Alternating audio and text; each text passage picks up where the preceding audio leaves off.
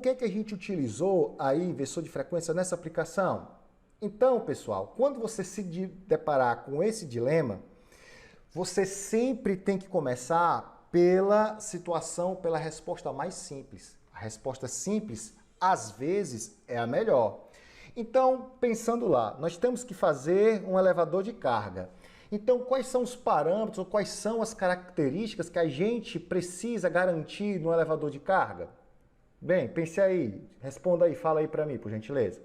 Bem, se você pensar bem, um elevador precisa de ter muito ou um conjugado considerável, sim ou não? Outra coisa, o elevador precisa partir rápido, ou seja, assim que você acionar o elevador, ele tem que partir. E as pessoas que contratam você, elas não querem um orçamento muito caro. Eles querem um orçamento enxugado, reduzido. Sim ou não? Ou seja, baixa complexidade e baixo custo. Então, tudo isso são as vantagens que a gente viu aonde? Numa partida direta. Aí, por que o professor Jadas, por exemplo, e o professor Alan e a equipe da 2J escolheu o inversor de frequência? Porque queria ganhar mais? Não. Porque quando você pensa nisso, qual é o custo do autoconjugado, senhores? O custo do autoconjugado de uma partida direta é o quê? Alta corrente de pico. Nós exploramos isso nas nossas lives. Certo? Essa alta corrente de pico pode gerar, inclusive, problemas de perturbações na rede, comprometer dispositivos eletrônicos sensíveis, tá certo? E isso pode ainda repercutir em outros pontos, como, por exemplo, necessidade de dimensionamento de certos componentes, de sobredimensionamento de certos componentes, como, por exemplo, fusíveis, ó. Por exemplo, ó, se um motor desse par aqui, né, um motor desse, falar de 20 CV, com essas características de placa, corrente nominal para 380, 32,35 e 7,5 IP sobre N, a corrente de pico dele vai ser quanto? 244,7 ampere. Faltou um ampere aqui, né, pessoal? Vixe, não posso colocar porque eu estou no PDF.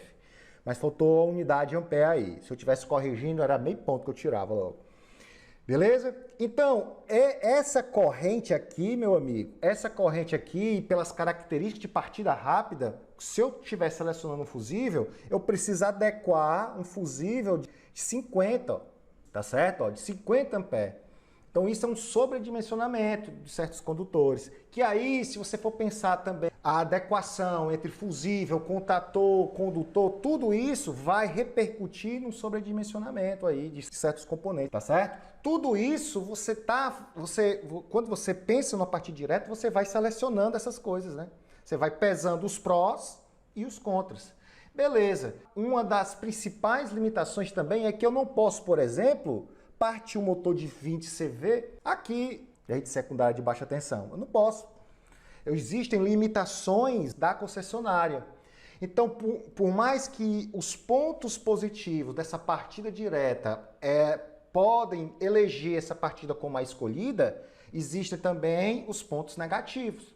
E esses pontos negativos é que fazem com que eu decline ou que eu não escolha essa partida como a partida ideal para fazer a automação, o circuito do meu elevador de carga. Beleza.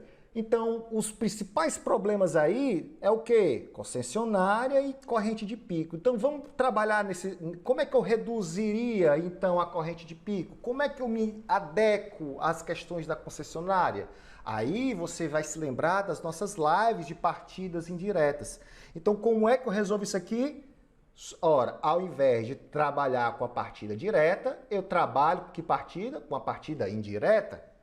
Ou seja, na partida indireta eu já reduzo o meu pico de corrente, sim ou não? Então, aquele primeiro limitante da partida direta eu já venci.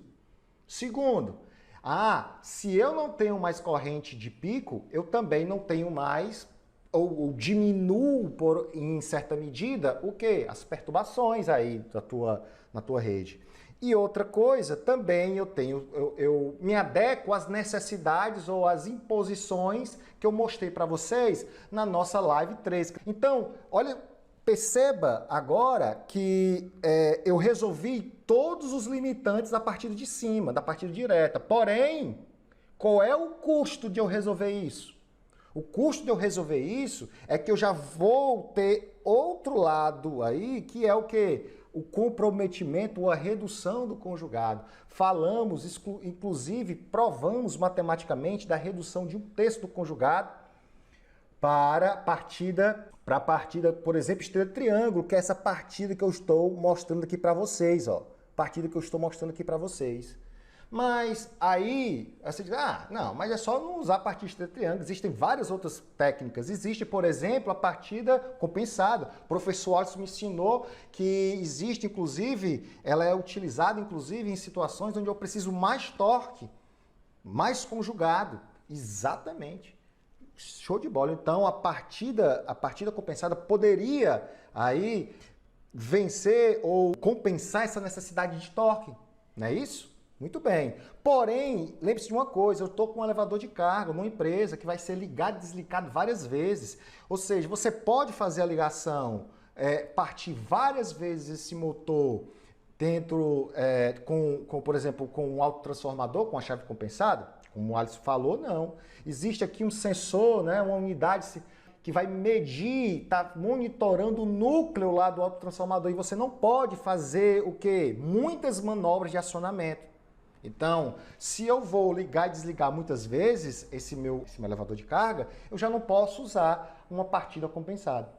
E sem falar que, dependendo do tamanho do motor, as partidas indiretas, como elas têm uma maior complexidade do que uma partida direta, olha só, pessoal, essa aqui é a partida de triângulo, que é a partida mais fuleira que tem, mais fácil que tem aí das partidas indiretas, tá certo?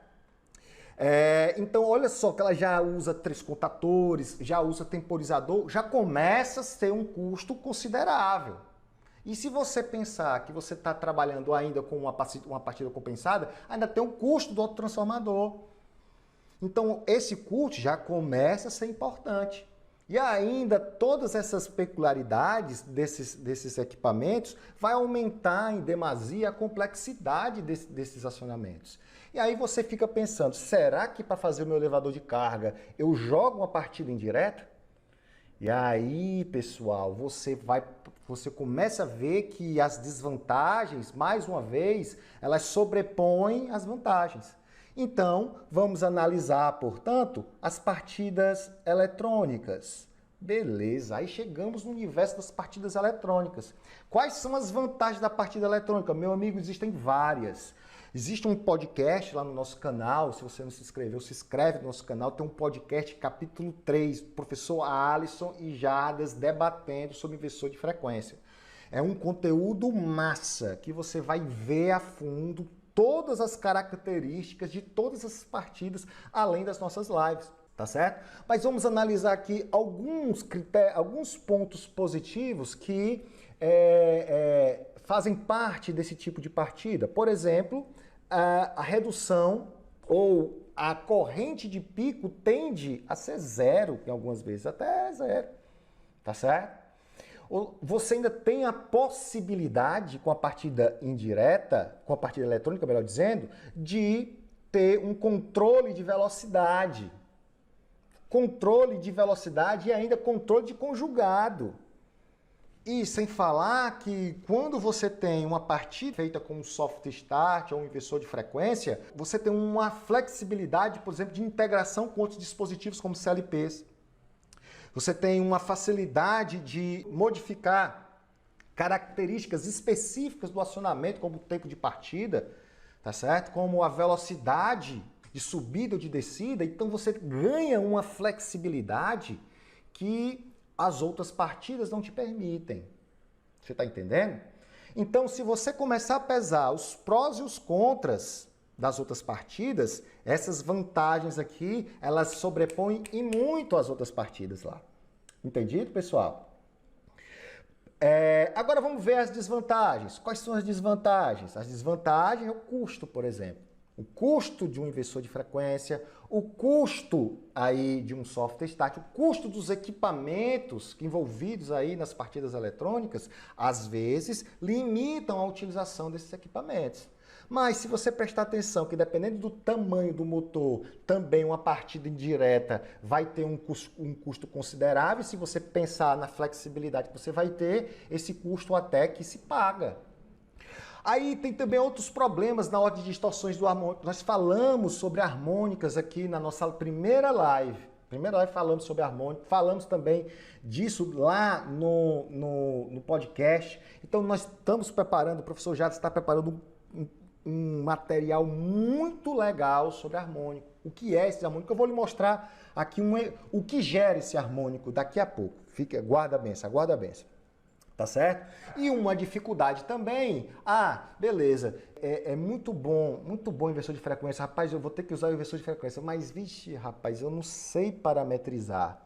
O cliente tá querendo o inversor de frequência, ele entendeu, porque eu expliquei para ele essa vantagem, ele entendeu que o inversor de frequência é melhor, ele entendeu que o soft start é o ideal para estacionamento. Eu não tenho motivos para desconfiar aqui de harmônicos aqui nesse acionamento, mas tem um problema, eu não sei parametrizar. Aí eu digo assim, calma, porque para isso que surgiu a A2J Treinamento.